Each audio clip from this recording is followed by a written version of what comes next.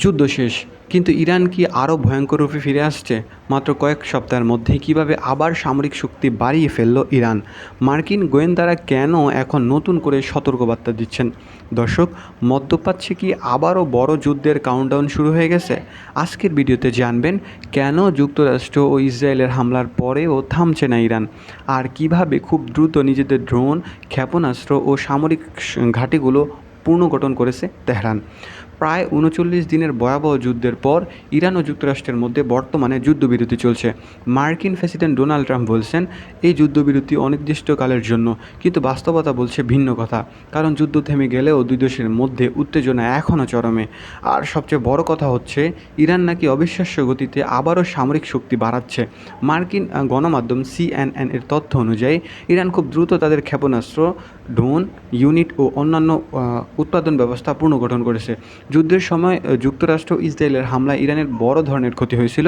তবে এখন নতুন গোয়েন্দা রিপোর্ট বলছে ধারণার চেয়েও দ্রুত গতিতে তেহরান ঘুরে দাঁড়াচ্ছে। বিশেষজ্ঞরা বলছেন ইরান শুধু নিজেদের রক্ষার জন্য নয়, ভবিষ্যতে যুদ্ধের প্রস্তুতিও নিচ্ছেন। ইরান দ্রুত মিসাইল বেস অর্থাৎ ক্ষেপণাস্ত্র ঘাঁটি পুনর্নির্মাণ করছেন। ড্রোন ক্যাপাবিলিটি মাত্র 6 মাসের মধ্যেই পুরোপুরি ফিরিয়ে আনতে পারে বলে অনেকে ধারণা করছেন। মার্কিন গোয়েন্দারা মনে করেন রাশিয়া ও চীনের সহায়তায় ইরানকে দ্রুত শক্তিশালী হতে সাহায্য করছে। ইসরায়েলের প্রধানমন্ত্রী বেনিয়ামিন নেতানিয়াহু দাবি করেছেন চীন ইরানকে ক্ষেপণাস্ত্র তৈরির যন্ত্রাংশ দিচ্ছে, যদিও চীন সেই অভিযোগ অস্বীকার করেছে। সহজ ভাষায় বললে, যুক্তরাষ্ট্র ও ইসরায়েল ভেবেছিল হামলার পর ইরানের সামরিক শক্তি দীর্ঘ সময়ের জন্য দুর্বল হয়ে যাবে, কিন্তু এখন দেখা যাচ্ছে ইরান খুব দ্রুত সময়ের মধ্যে আবারও আগের অবস্থানে ফিরে আসছে। আর এই বিষয়টা মধ্যপ্রাচ্যের ভবিষ্যতের নিরাপত্তার পরিস্থিতিকে আরও ভয়ঙ্কর করে তুলছে।